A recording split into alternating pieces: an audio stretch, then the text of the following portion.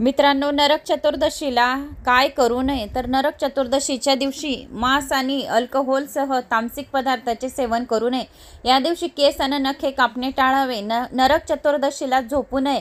नरक चतुर्दशीच्या दिवशी प्राण्यांची हत्या करू नये। या दिवशी प्राण्यांना चुकूनही त्रास देऊ नये। या दिवशी घरात भांडणे आणि अपशब्द वापरू नये। नरक चतुर्दशीच्या दिवशी मीठ, तेल आणि तीक्ष्ण वस्तूंचे दान करणे शुभ मानले जात नाही। तर नरक चतुर्दशीच्या दिवशी तुम्हाला हे कार्य करायचे नाहीये।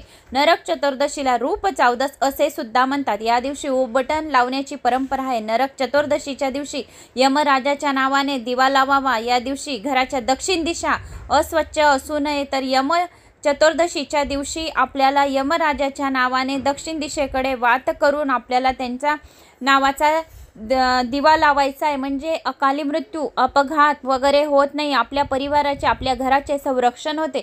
या दिवशी भगवान श्रीकृष्णाच्या उपासनेला खूप महत्त्व आहे। नरक चतुर्दशीच्या दिवशी ब्रह्ममुहूर्तावर स्नान करून यमाची पूजा केली जाते। या दिवशी नरक चतुर्दशीच्या दिवशी 14 दिवे लावावे। नरक चतुर्दशीला काय काय करावे तर नरक चतुर्दशीच्या दिवशी सकाळी सूर्योदयाच्या आधी लवकर उठून स्नान करावे। नरक चतुर्दशीच्या दिवशी 14 दिवे लावावे। या दिवशी भगवान श्रीकृष्णाची उपासना सर्वात जास्त करावी। नरक चतुर्दशीच्या दिवशी ब्रह्ममुहूर्तावर स्नान करून यमदेवाची पूजा करावी। नरक चतुर्दशीला रूप चौदस असे सुद्धा म्हणतात। तर तुम्हाला नरक चतुर्दशीच्या दिवशी हे कामं करायचे आहेत आणि कुठली करायची नाही आहे तर त्याबद्दल मी तुम्हाला संपूर्ण माहिती दिलेली आहे।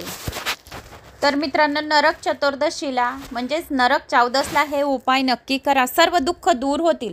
जर तुमच्या जीवनातील संकटांचा अंत होत नसेल तर तुम्ही प्रयत्न करून हार मानली असेल तर तुम्ही हनुमानजीला चोला अर्पण करा। चोला हनुमानाला खूप प्रिय आहे। ज्याने ते देऊ केले त्याचे सर्व त्रास ते दूर करतात।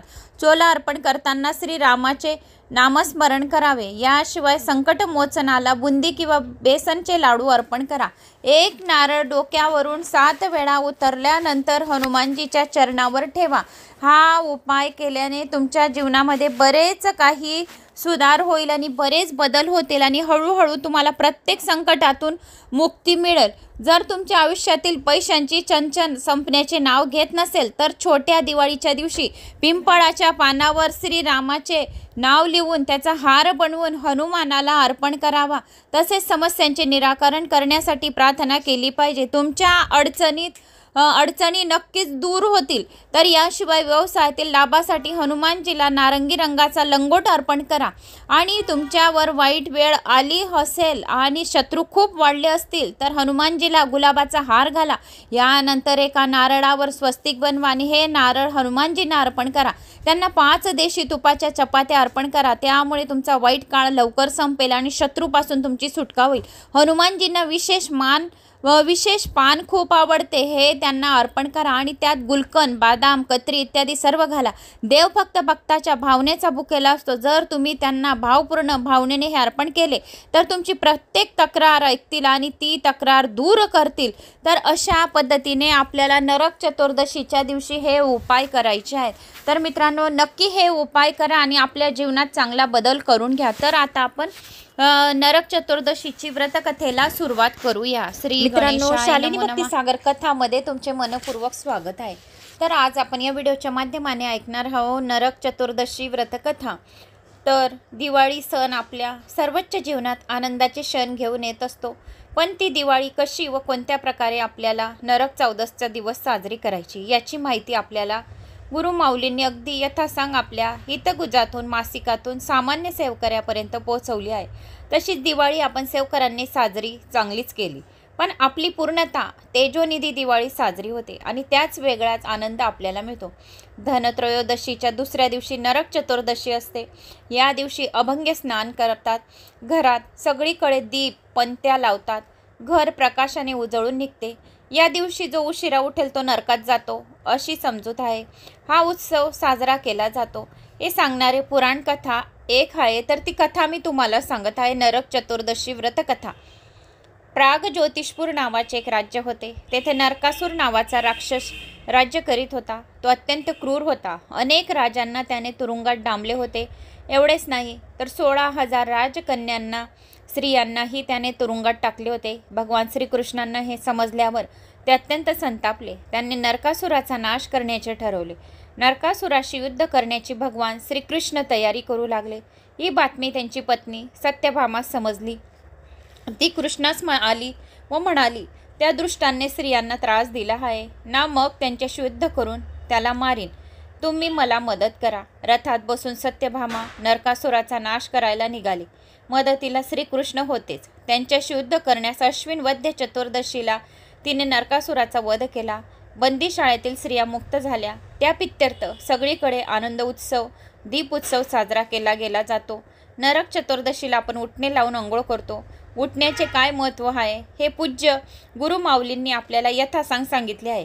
मनुष्य हा कोणत्या न कोणत्या प्रकारे आपल्या जीवनात नरकवास भोगत असतो. कोणाच्या घरात आजाराचा नरक, तर कोणाच्या घरात कटकटीचा नरक, आर्थिक परिस्थितीचा नरक, अनेक प्रकारचे नरक मनुष्य भोगत असतो.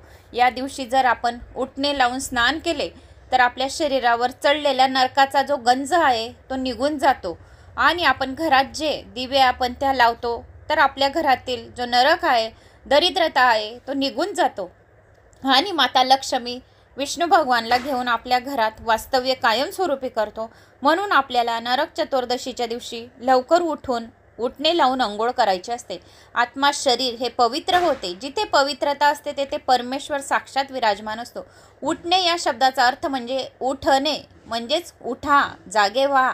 आपले मन, आत्मा, शरीर एवढे पवित्र करा की प्रत्यक्ष परमेश्वराने त्यात वास केला पाहिजे.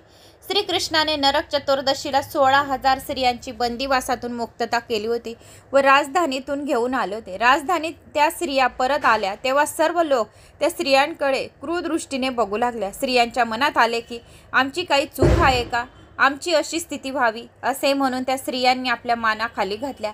भगवान श्रीकृष्णाने ते समजले व त्यांनी त्या स्त्रियांना उटणे लावून स्नान करायला सांगितले व तुम्ही आतापर्यंत भोगलेल्या नरकाला उटण्याने लावून स्वच्छ करा असा आदेश दिला.